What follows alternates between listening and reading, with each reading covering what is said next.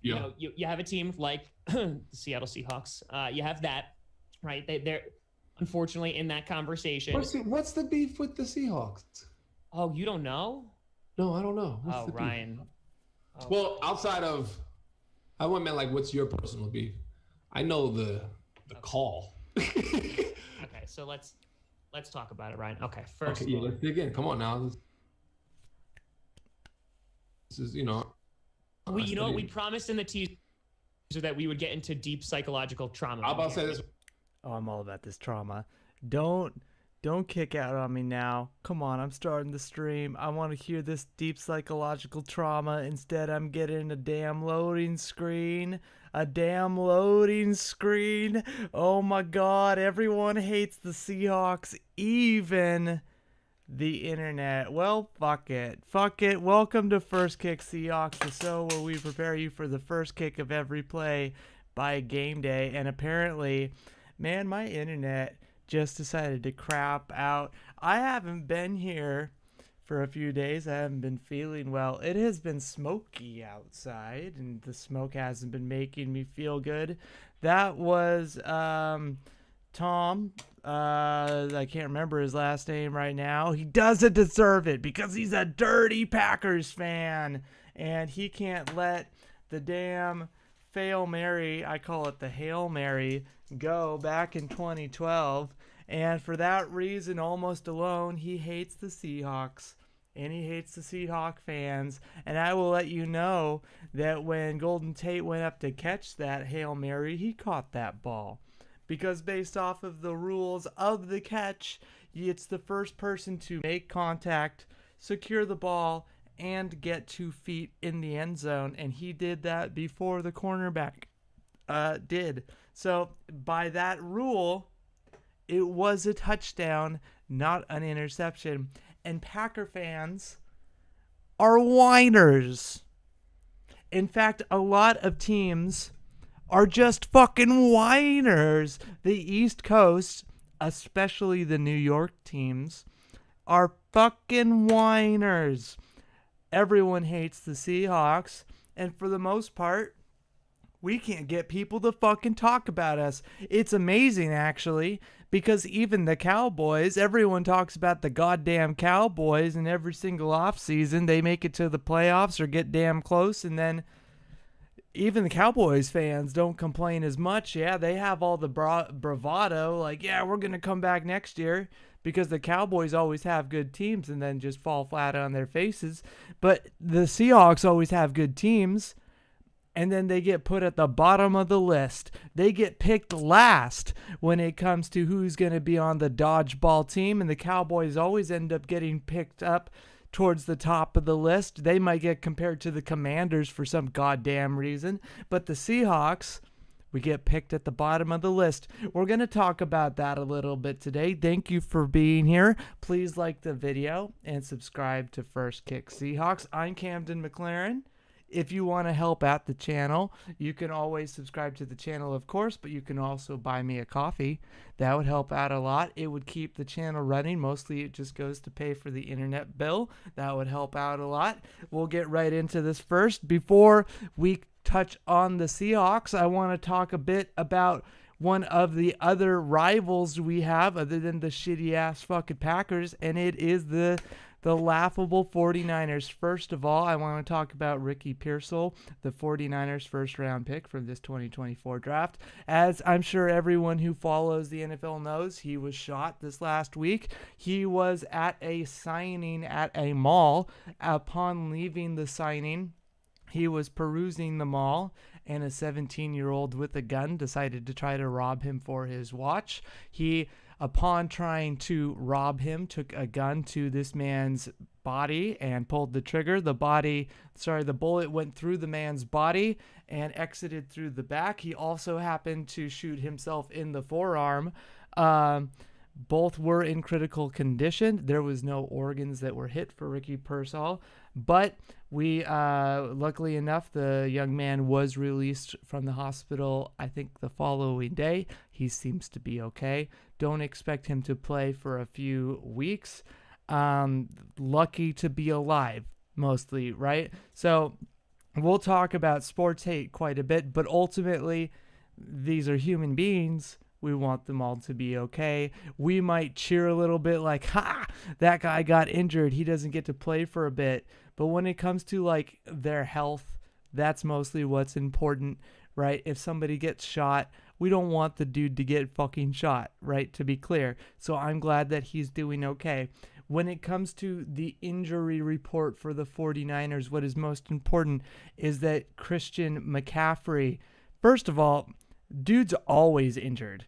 His entire career, he's always been injured, except for last year, which is what's most surprising, is that how the hell did he make it through that entire year with that gigantic workload, and he was never actually injured? Because that's just not normal. Well, during camp this year, he ended up straining his calf, and then it was confirmed today it's not just a calf injury, it is also an Achilles injury.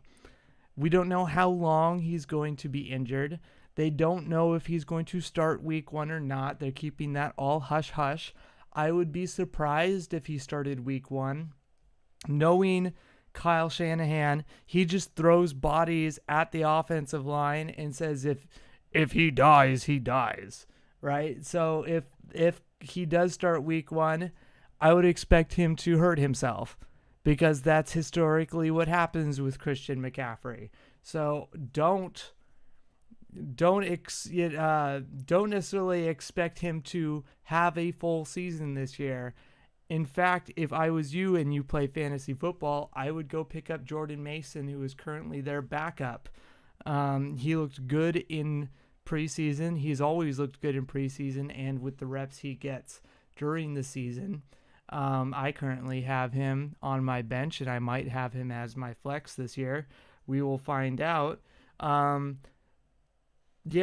fingers crossed. Last year, 49ers had impeccable health, and they played a lot of snaps on offense. They also don't have nearly as much depth on the defensive side of the ball. So if they get any injury bug this year, it could be for our benefit. In particular, the Rams are an older team, and they've lost some of their high-end talent. They are a younger team on offense aside from their quarterback. So as long as we don't get hit with the injury bug week 1 like we did last year, we could be in a good position to take the division early, right? Especially since we're going up against a kind of awkward Broncos team. On the point of injuries for the Seahawks, there's a couple good injury news. First of all, Connor Williams, coming off of the MCL injury that he sustained with the Dolphins last year, he is expected to go versus the Broncos this coming weekend. Good news, right? He was taking snaps under center with Geno Smith. So the big question is, will his snaps be too high or too low? He historically has had problems snapping the ball too high. So it is good that he has had an opportunity to get some reps in practice to make sure that he has good snaps so that when he gets live reps in game, he won't be causing fumbles and turnovers against this Broncos team. He is still a good player when he does play, so I'm not worried about that. Another piece of news is that Pharaoh Brown, our number 2 tight end, is expected to start. I don't know what to extent that will mean. Will they get him slowly worked in? Brady Russell did look really good. Pharaoh Brown is expected to be a good run blocker, so it could be a package type of deal. At the very least, we have so many receiving weapons that I don't think it will be a problem either way. Hello, Eric Gilbertston. It's good to see you. Glad to catch you live. My video title is a little spicy. I had a video that was supposed to open and it didn't go well, but it's good to see you. I appreciate you joining the live stream. Another piece of note for our injury news is Draymond Jones is expected to start. He was having, I believe it was a tweaked calf during camp, but he is expected to play outside. Again, a very good run stuffer, which will be important as we go up against what is expected to be a very run-heavy attack. Sean Payton has always kind of had a run-heavy attack since he's moved on from Drew Brees. But especially with the offensive line that he has set up with Garrett Bowles at left tackle and McGlinchey at right tackle, they are run-heavy front to make it easy on Bo Nix, who is the rookie quarterback. On that point as well, Jerome Baker is expected to start at inside linebacker. We haven't seen him all preseason, right? So the question was who was going to start at inside linebacker. We just let go all of the linebackers who did training camp and who did preseason. Were we going to bring one up? Well, Jerome Baker is apparently healthy and ready to go. So fuck yeah for that. Jerome Baker is the guy that we brought in from the Dolphins. We exchanged Jordan Brooks for him. Jordan Brooks went to the Dolphins. Jerome Baker comes in and takes over for the inside linebacker. So excited to see that we are finally healthy. The big question is, are they going to be running directly at Jerome Baker the entire game? Can he shore up the run? Will he be physically ready to do that? I think the big thing is we have so much defensive talent on the defensive line, and then our guys are so fast outside linebacker positions that he will be fine. He's going to get a lot of help. He'll probably get a bunch of assisted tackles if they decide to run at his direction. Other things of note for the Broncos, they finally re-signed, I think he was an All-Pro, maybe assistant All-Pro cornerback, Patrick Surtain, right? I had previously said that it would be a great boon for us to go after Patrick Surtain at cornerback and have him compete with Trey Brown, and then probably eventually take Trey Brown's spot right there at left cornerback.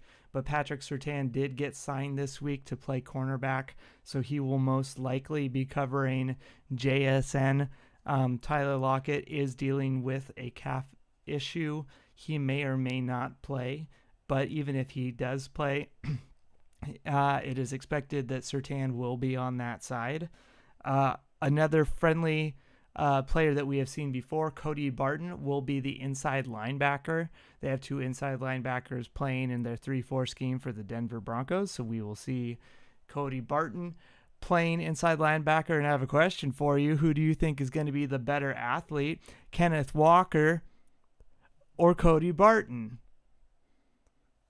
Noah Fant or Cody Barton? Well, $12 says it's probably Kenneth Walker or Noah Fant. I'm not scared of Cody Barton whatsoever. But good pickup for the Denver Broncos.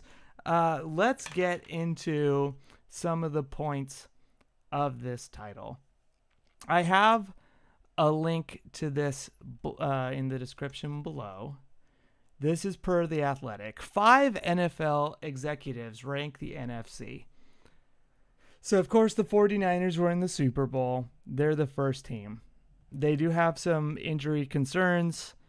Trent Williams is older. Their first-round pick is currently injured. We don't know how Brock Purdy is going to react because it seems right now he has the yips. Jordan Love, it's going to be his second year under center. They don't really have any wide receivers, but they almost went to the Super Bowl last year. Makes sense. The Lions are damn good, except we beat them, the last 2 years in a row. The Rams, they beat us twice. Makes sense. I would put the Rams maybe above the Lions, but the Lions beat the Rams. Eagles went to the Super Bowl a couple years ago. Cowboys, we fucking beat the Cowboys. And then we have the goddamn Bears. Are you fucking kidding me? We also have the Falcons. Are you fucking kidding me? The Seahawks are then at 9th. Okay, we're getting somewhere. Buccaneers are at 10th. Cardinals at 11th. Saints at 12th. Vikings are at 13th. They lost J.J. McCarthy. Commanders are at 14th. Giants are at 15th. Panthers are at 16th. Which, honestly, I'd put the Giants at 16th. But hold on. Are you fucking kidding me? Are you fucking kidding me that they have the Bears and the Falcons ahead of the Seahawks? Are you kidding me? Let's put the Cowboys and the Lions aside, because the Lions are really good. The Cowboys are potentially really good. We also beat the Eagles, right? We beat the Lions, the Eagles, and the Cowboys. Let's put that shit aside because they're good teams. You put the Bears, especially the Bears, ahead of us? How? You put the Falcons, who have a quarterback who's coming off an Achilles tear, and then a quarterback who you don't even know yet. You have the Bears, who you have DJ Moore. You have a bunch of question marks, and then you have a first-round quarterback. How? The NFL always does this to us. They always do this to us. They never give us the benefit of the goddamn doubt. The only time they do this is when we win the Super Bowl. Otherwise, they think we're a joke. Because that's what this is. They think that we're as good as the Buccaneers. We beat these teams that were already on the list. The Packers, sure, I guess because they made it to the NFC Championship game. The Lions, they made it to the division, but we beat that team. The Rams, they made it to the wild card. The Eagles did the wild card, right? Cowboys didn't even make it. And then you got the goddamn Bears. This is The Athletic, right? This isn't some random, blog. I was very offended when I read this shit, and you should be too. Because what the hell, man?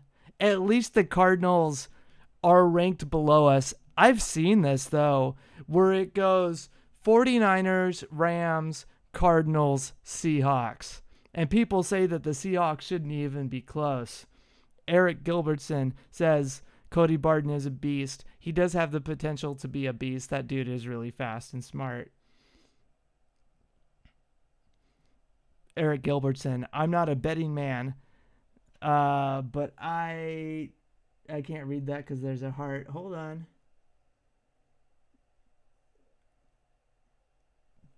Something. I think it's time to bet on the Hawks.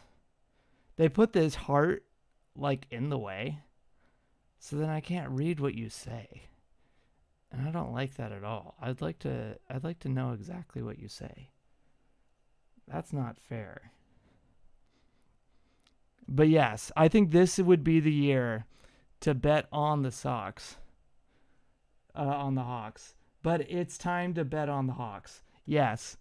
When the odds are in your favor, when nobody thinks that your horse is going to win, and you know that your horse is the fastest pony out there and has had a bunch of energy drinks before that damn race.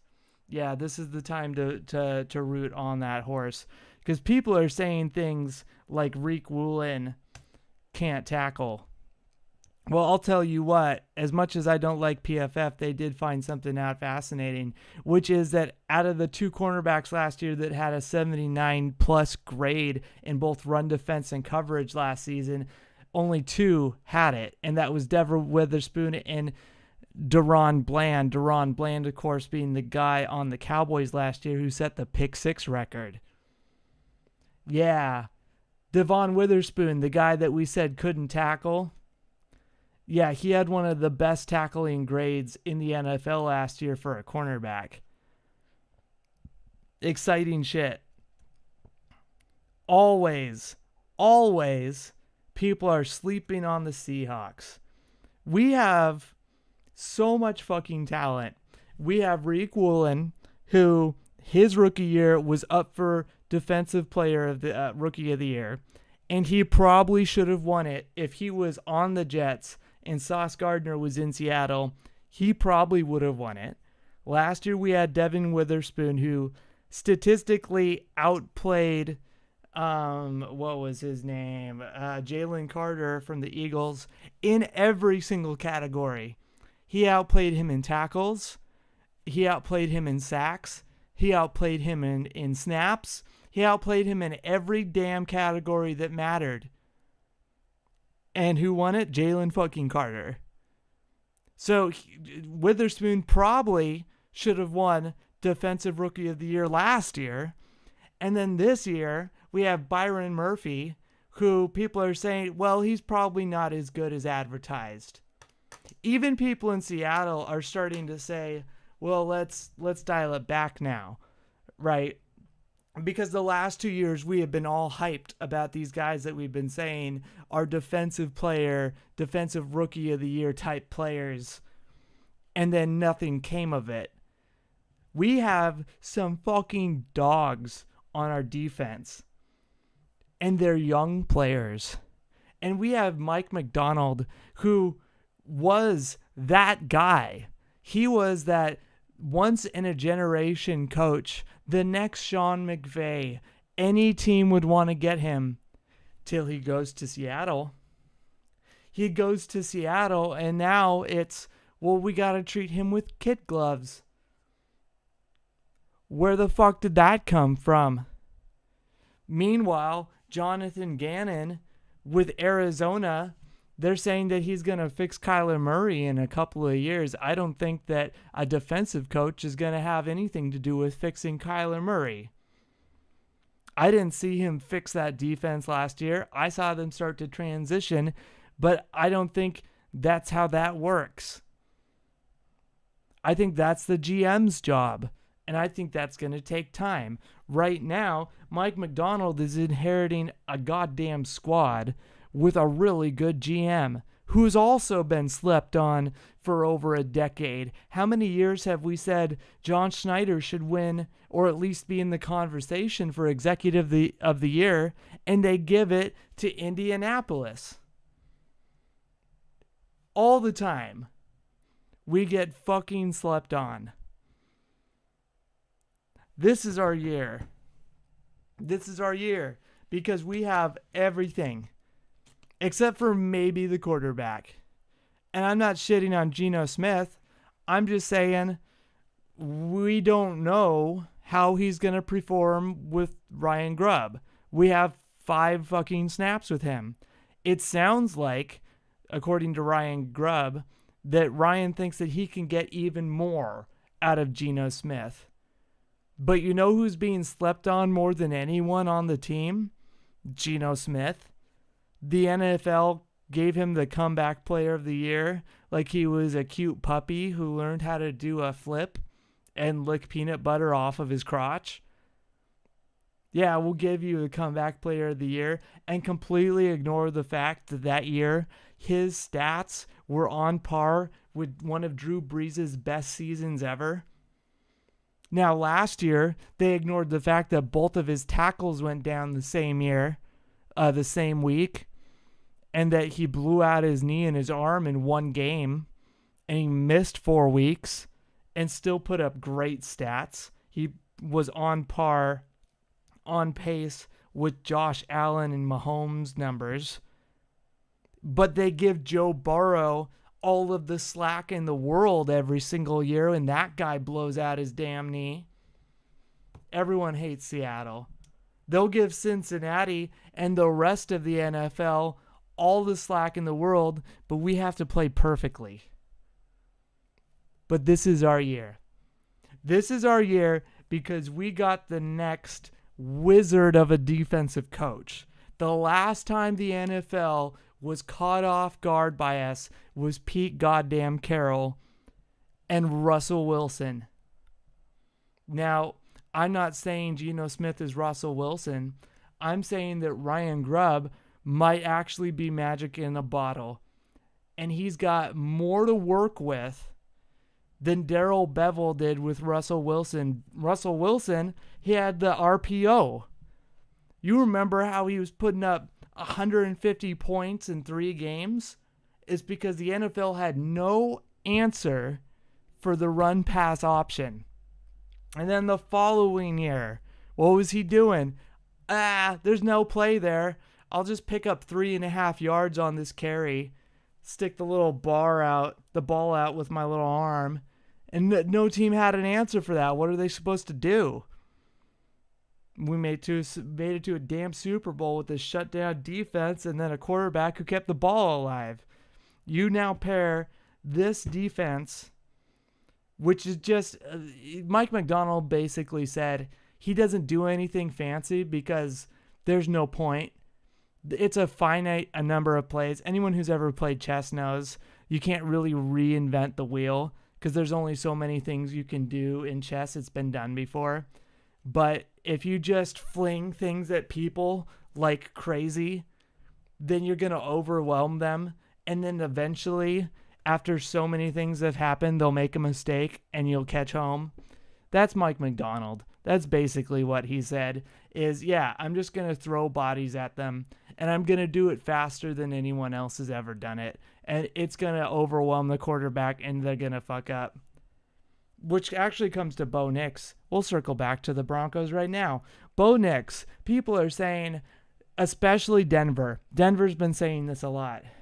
Well, he's going to go into Lumen Field. It is so loud in Lumen Field. How's he going to deal with how loud it is in Lumen Field? I'll tell you what. The loudness, it doesn't matter if we are peak Seattle. He has been in Seattle before. Because his last game as a college player was in Seattle. He was playing for Oregon versus the Huskies in a playoff game against Michael Penix. He's been in Seattle when we were going fucking bonkers. He won't care how loud it is week 1 against the Seattle Seahawks. But what probably will matter is if we are just blitzing the living shit out of him. And even if he is poised and he is dunking wherever we are blitzing the cat, it won't matter because we are going to be knocking him on his ass every single play. And that's going to rattle him despite the noise. And we are going to pick him off. And the guys that are going to catch the ball, what? Sutton? He's going to be throwing to Sutton. They don't have Jerry Jeudy anymore. Their best target is fucking Sutton. Here's what's going to happen. He's going to catch the crosser underneath and then get fucking rocked. And then they're going to try to throw another crosser to Sutton. And then Reek Willen's going to come and then get his hand underneath. And then the safety's going to come down and fucking rock him. And it's just going to keep happening over and over and over. Because as they keep blitzing at Bo Nix, he's going to have to get the ball out of his hands. And every time he gets the ball out of his hands, it's going to telegraph to the defense where to hit the guy. It won't matter if they get a completion or not, because the next play, the guy's not going to want to hit the ball or if catch the ball, or if he catches the ball, it's just going to let our defense know, oh, he's just going to catch it again. I'll just hit him twice as hard because it's going to create a pattern. It's going to be awesome. The Broncos are going to get creamed. There is no reason for them to beat us. Now, it might be a 20-17 game, right? Our offense might get some of the kinks that they need to work out. Our defense might give up some big plays. But Nehemiah Pritchett is our 4th corner. And he's one of the best tackling corners in college that we just picked up. And we have Woolen, who, as we've shown, is one of the best tackling corners in the NFL, as is Devin Witherspoon. So if Trey Brown is one of our worst tackling corners on our starting DB groups, we're fucking good, because all they're going to do is try to run between their tackles. And if Jerome Baker is the guy who needs the practice, it's just going to be training camp for him. He's just going to rock their running back all day, forcing 3rd and long, setting up big hits. It's going to be a fucking show. I am so excited. And you know what? The NFL is going to be caught off guard because there are a lot of people, a lot of NFL and ESPN pundits who are expecting the Broncos to beat us. Bo Nix might be great. He might be the next Andrew Luck. See what I did there? He might be the next Peyton Manning, the next John Elway, which he's being compared to, the next John Elway and Peyton Manning. We like our white quarterbacks with the big foreheads and big buck teeth. He might. I don't give a shit. We are going to rock their fucking world. They are going to have to clean their shorts at halftime because of the shit that's going to dribble out from how hard we're going to hit them. I'm excited. I don't know who's going to score a touchdown first, DK Metcalf or Kenneth Walker. JSN's going to have probably 60 plus yards. Let's fucking go. Thank you for being here. Please like the video. Subscribe to First Kick Seahawks. Fuck the 49ers. Fuck the Rams. Fuck the Cardinals. I will catch you guys around.